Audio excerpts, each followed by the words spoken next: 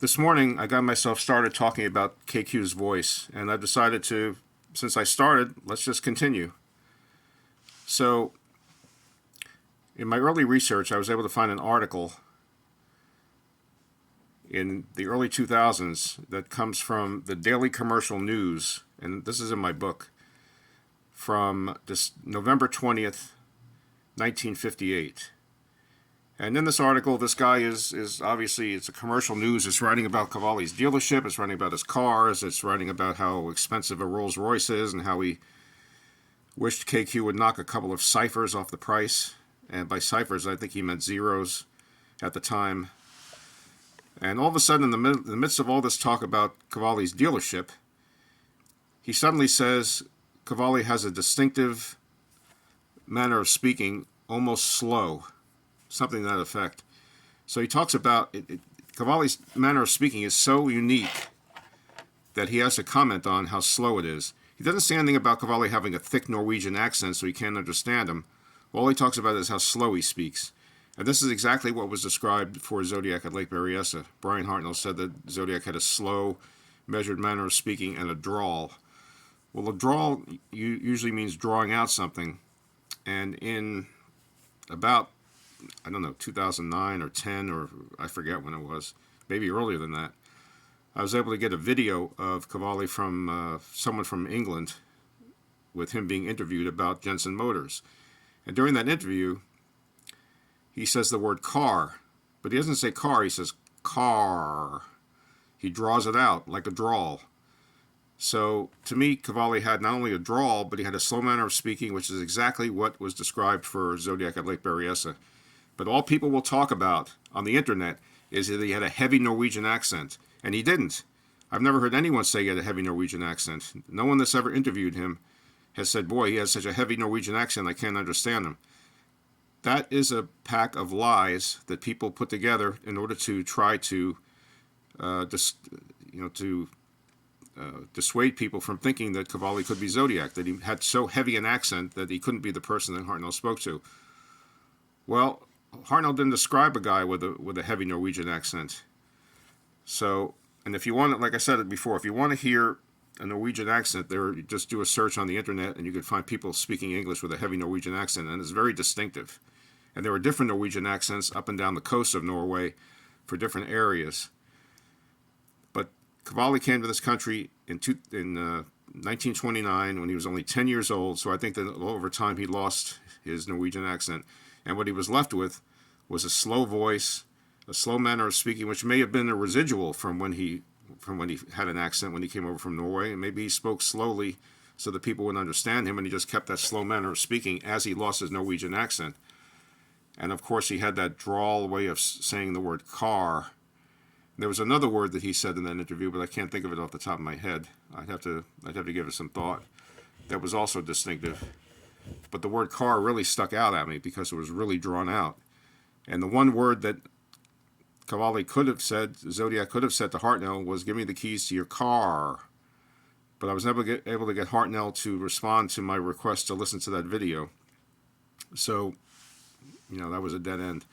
Now let's talk about KQ being investigated by SFPD. In 2010 or 11, I went to Vince Repetto, who I knew had investigated the Zodiac case in the 1990s. He was around when Ted Kaczynski became a suspect, and he subsequently was taken off the case and put onto sex crimes, I think it was. But I knew that he knew the Zodiac case, so I went to him and I presented him my report, and it rang a bell with him. He actually got it, and he started showing it to people above him, some of the brass at SFPD, and eventually I think it was February of 2012, it made it all the way to Chief Sir, and they decided that they were going to investigate Qvale. And of course, when they did that, they said, we can't tell you anything that's going on anymore. So I was out of the loop.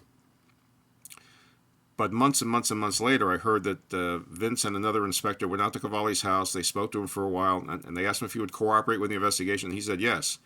Then by the time they got back to the station house, there was a call saying, was that two SFPD officers that came out to the house, or was it imposters? And they said, no, it was two SFPD investigators. And they said, well, we've changed our minds. We won't cooperate with the investigation.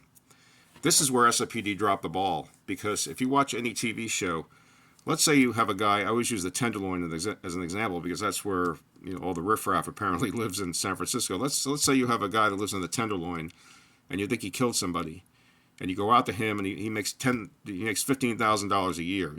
He's not wealthy. He's just a auto mechanic, not an auto magnate.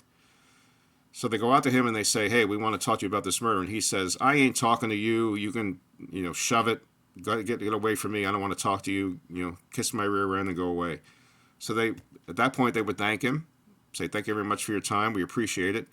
And then what they would do is they would go to his girlfriend, his parents, his people that worked with at his garage, people he plays pool with. Instead of playing golf at a country club, this guy's playing pool in a bar somewhere. And they would start asking them very uncomfortable questions to let this guy know that they want to talk to him about the murder. And if he doesn't talk to them, he's going to be faced with all of his friends having all these embarrassing questions asked about him that will make him seem like he killed somebody. That's the way they should have handled the Qvale investigation, but they didn't. And the reason is Qvale was made of money. So he basically ran his own investigation. When he said, "I will not cooperate with you," they said, "Okay, we're going to go away now. We're going to close the case." And that's exactly what they did. They closed it because he wouldn't cooperate. Instead of doing a basic police investigation, they did a political police investigation. They asked him if he'd cooperate. If he wouldn't, then they were going to just go away and let the case die. And that's what they did. I mean, I don't have to tell SFPD how to do a police investigation. They've been doing these for years. They know that you go to the person's associates, his friends, his neighbors, his girlfriend, his wife, his parents, and you start asking them questions. And you try to, quote unquote, encourage him to cooperate. But they didn't do that. And so I was stuck with everyone in SFPD was excited about KQ based on my report, but nobody wanted to do anything about it because he probably called up the mayor and said, "Hey, call off your boys because I didn't do anything. I'm one of the wealthiest guys in San Francisco. I've known you for years. Don't investigate me." And that's exactly what they did. Anyway, that's it for now. I'll probably be back again later. Bye.